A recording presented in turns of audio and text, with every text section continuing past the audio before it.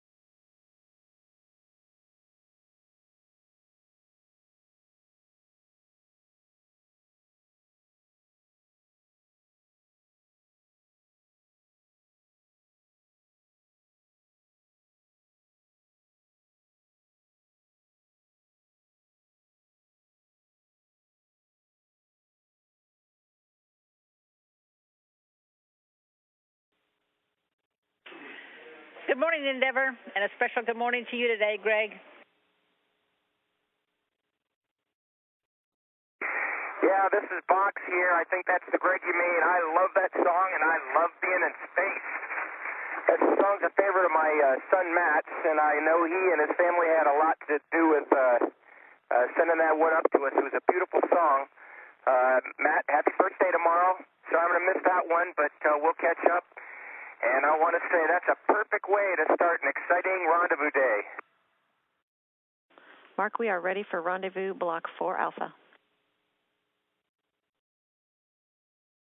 This is Mission Control Houston, looking down the right side of Endeavour's payload bay, looking over the tail of the orbiter as it tracks northeasterly across Asia on this daylight pass that will take it shortly across the coastline and the northern tip of Japan before heading down on a southeasterly track across the Pacific Ocean.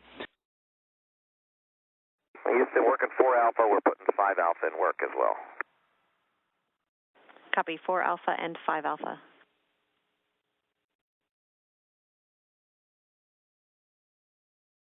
And block 5 Alpha or 5A that you heard reference is a rendezvous operations initialization, essentially checking that the data processing system, the onboard computers have been configured for the rendezvous operations. They'll also set up a systems timer on board that essentially counts backward to match the clocks in Mission Control for the terminal initiation burn, the TIG for that burn, or time of ignition. About 3 minutes 40 seconds, an 8.5 change in foot per second change in velocity, about 5.8 miles per hour, lasting 11 seconds using the left orbital maneuvering system engine on the tail of the orbiter Endeavour. And views of Space Shuttle Endeavour from the International Space Station cameras on the outside of the complex. This view from a distance of 50,800 feet. The two spacecraft moving into an orbital sunrise here as they head skirt along the upper western coastline of Africa. And less than 1 minute now to the terminal initiation burn, a left orbital maneuvering system engine firing of 10 seconds. The OMS engines each produce about 6,000 pounds of thrust. 10 seconds to the burn.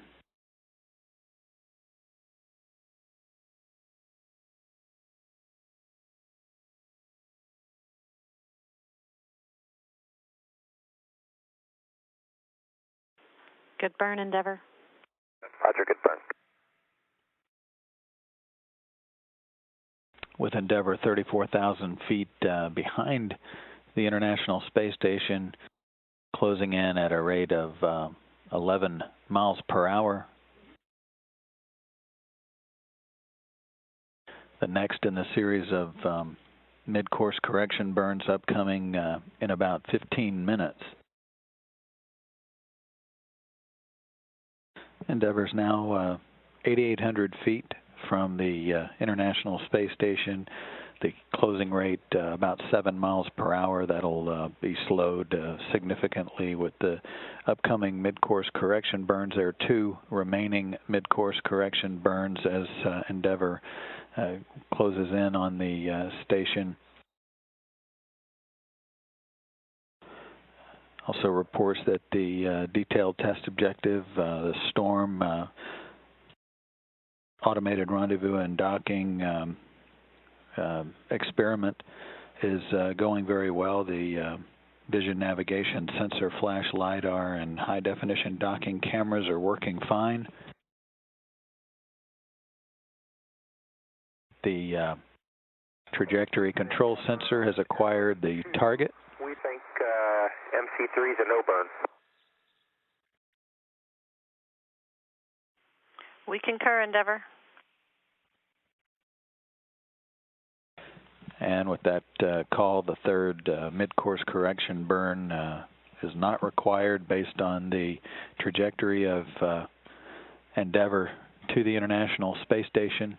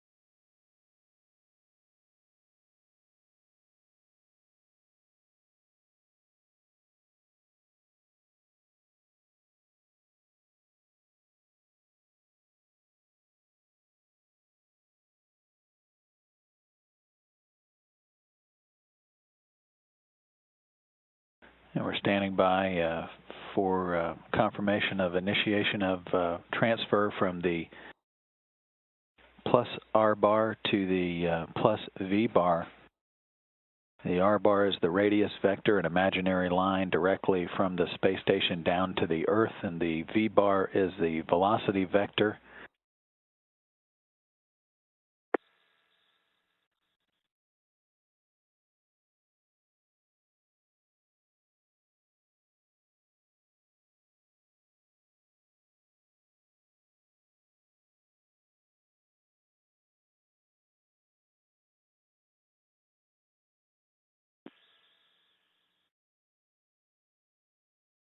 known as by its acronym of TORVA, which stands for Twice Orbital Rate V-bar Approach.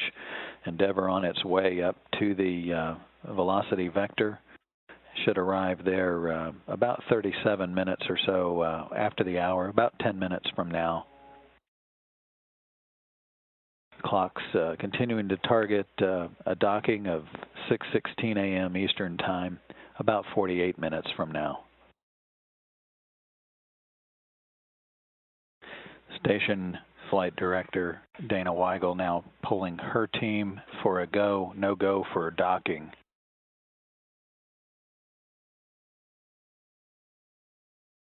Endeavour is now 400 feet from the International Space Station, midway through the transition from the R-bar up to the velocity vector, the V-bar, repositioning under the control of Shuttle Commander Mark Kelly as he flies Endeavour out in front of the station to align itself on the V-bar with the docking port on the International Space Station.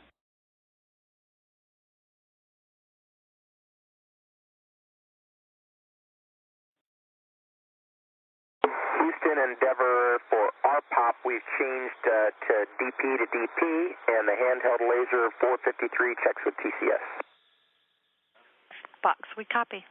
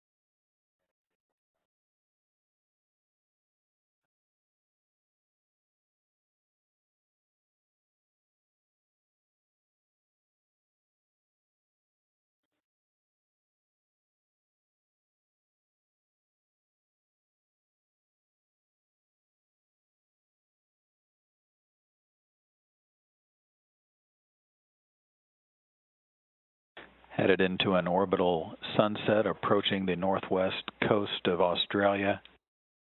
Endeavour is now 310 feet from the International Space Station. Commander Mark Kelly now establishing the orbiter in a stable position on the plus V-bar, the velocity vector, out in front of the ISS.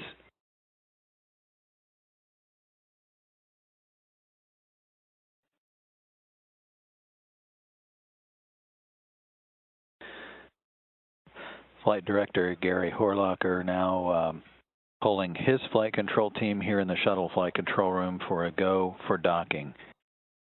The crew, meanwhile, is in the process of powering up the orbiter docking system.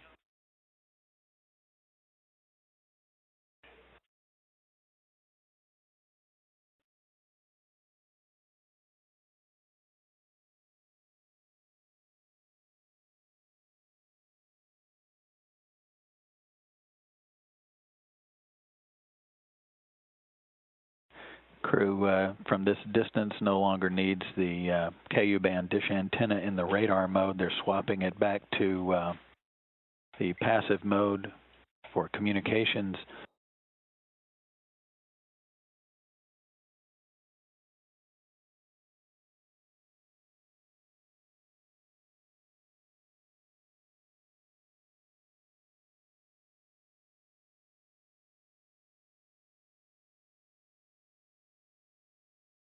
And we're expecting television views from Endeavour on approach in about 11 minutes.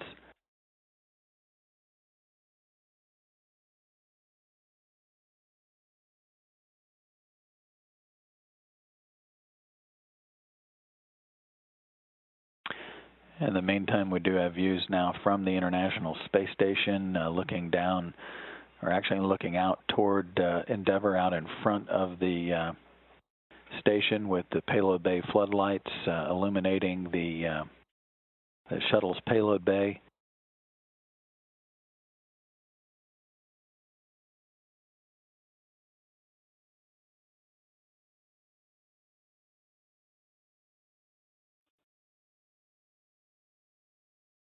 View of the orbiter docking system with the ring extended. That obviously is the first contact with the docking port on the International Space Station.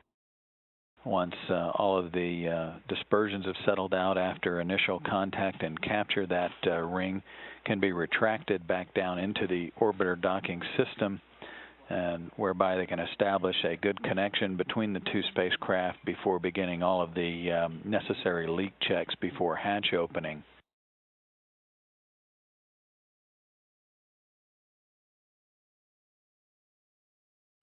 Standing by to reach the 30-foot point, and point at which Commander Kelly will stop the initial progress, forward progress of Endeavour, to allow all of the plane alignments to take place before initiating the final approach to docking.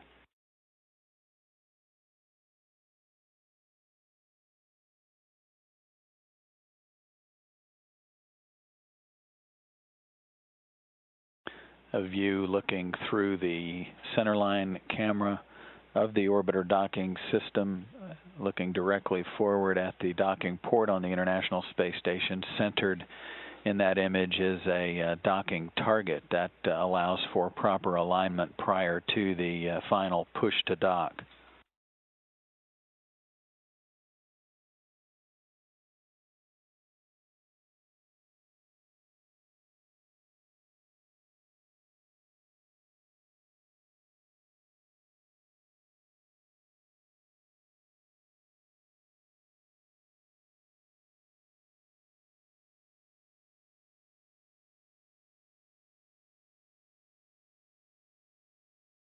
Approaching 10 feet, the orbiter docking system in the lower portion of the view, the station's docking port, the pressurized mating adapter attached to the Harmony module of the International Space Station. At the top of the view, you also see the European Space Agency laboratory.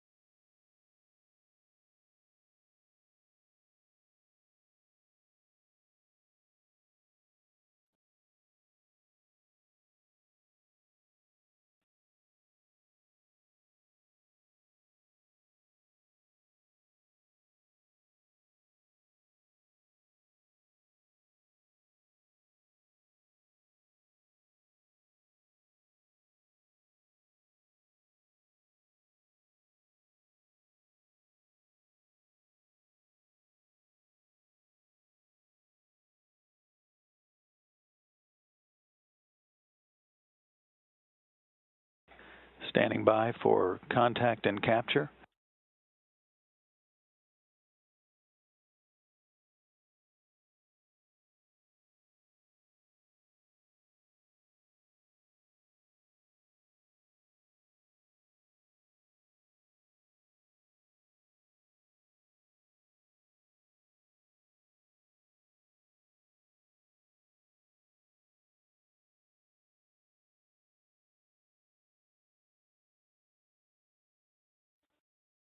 Houston and station, capture is confirmed.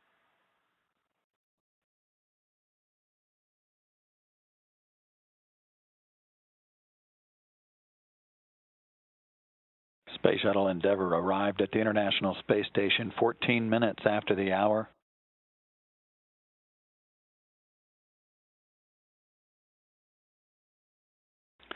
The ring has been fully retracted now, and now the hooks are driving to the closed position to create a tight seal between Endeavour and the International Space Station. Very smooth rendezvous today by the crew of Endeavour, particularly the manual flying of Commander Mark Kelly, following the R-bar pitch maneuver, the maneuver to allow station crew members to gather photography imagery of the space shuttle. All of that will be sent to the ground as soon as possible for analysis by the imagery analysis team here in Mission Control. Complete through step 4. And he then transitioned to manual flying up to in front of the station for the final approach to docking. The docking coming as the two spacecraft tracked off the west coast of Chile, tracking northeasterly. And then with final approach and contact and capture occurring at 5:14 a.m. Central, 6:14 this morning Eastern Time.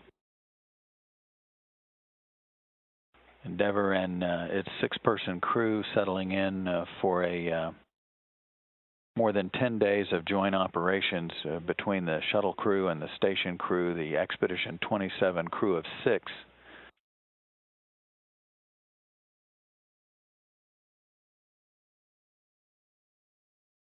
On the other side of the shuttle's hatch, on the aboard the International Space Station, Paolo Nespoli and Ron Guerin working through the procedures on the station side to begin pressurizing the pressurized mating adapter on the other side of the hatch there. That small tunnel adapter leads to another hatch that on the other side of that is a small vestibule. All of that has to be equalized in terms of pressure between the two spacecraft before the hatches can be fully opened.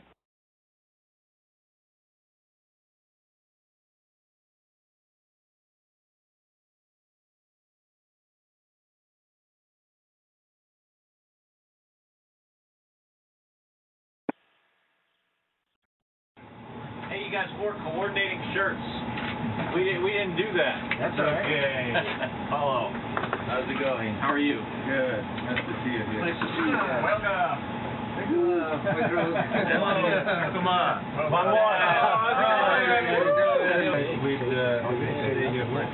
Dude, I mean, I will include some self-group to Shuttle. But this one, move things around here. Mission Specialist Drew Foystel flying through the station's Destiny Laboratory following Commander Dmitry Kondrachev, who just passed by a moment ago, and here comes Flight Engineer Paolo Nespoli, also of the Expedition 27 crew. Space Shuttle robotic arm back in motion. You can see the Express Logistics carrier moving away from the Space Shuttle's cargo bay, and beginning to be able to see as well the alpha magnetic spectrometer in the back of the cargo bay. Main cargo brought up by Endeavour for this mission. Graphic at the in the bottom right-hand corner of the screen. The Space Shuttle's robotic arm along the bottom of the screen with the Express Logistics carrier in its grasp, moving upwards toward the Space Station robotic arm in the center of the screen. Endeavour for PDRS, the SS RMS operator. ELC handoff position is reached, no issues. Brakes are on, you are go. Repeat, go for SS RMS grapple. Cupola copies, we're go for SS RMS grapple. This is Mission Control Houston, a view here from cameras on board the International Space Station. Back now with a view of the space station's robotic arm, which is in motion, again heading towards the Express Logistics carrier to grab onto it and take it off the hands of the Space Shuttle's robotic arm. Greg Johnson and Greg Shanatoff are at the controls of the space station's robotic arm, and as you heard, ready to move in for the capture.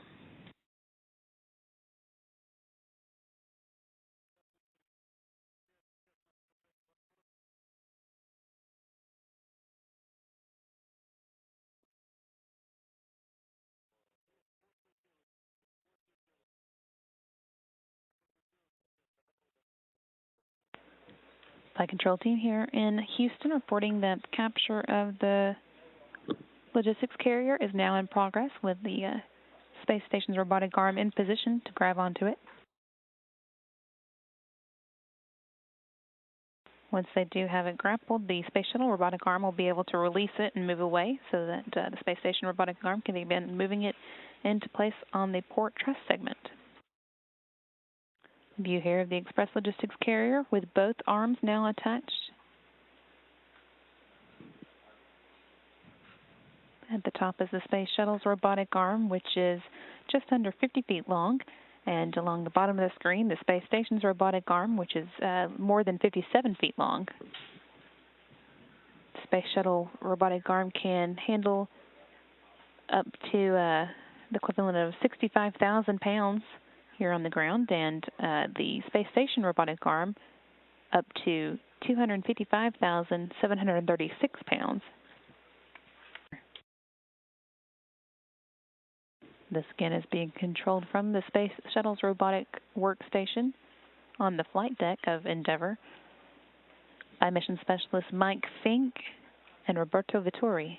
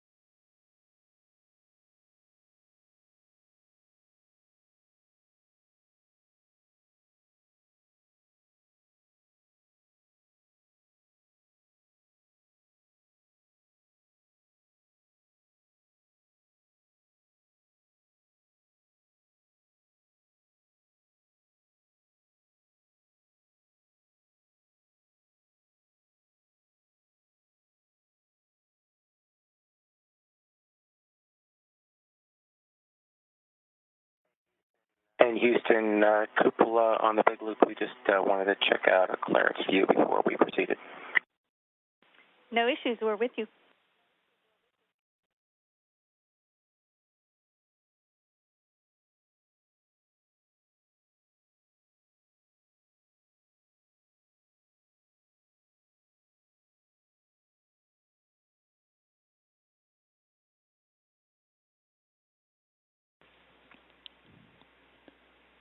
Express Logistics carrier still in the grip of the space station's robotic arm, making its way towards the port side of the space station's truss. That's the Kivo side.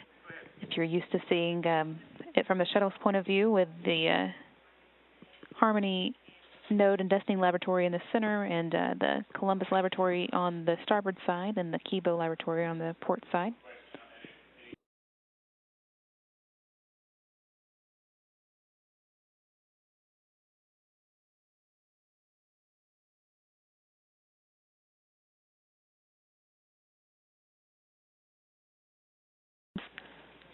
Flight control team, or flight controller here in the Space Shuttle flight control team. They are in charge of monitoring the operations of the space station's robotic, or Space Shuttle's robotic arm, as it deploys or retrieves any cargo from the Space Shuttle's cargo bay. So they were involved in today's unberthing of the Express Logistics carrier.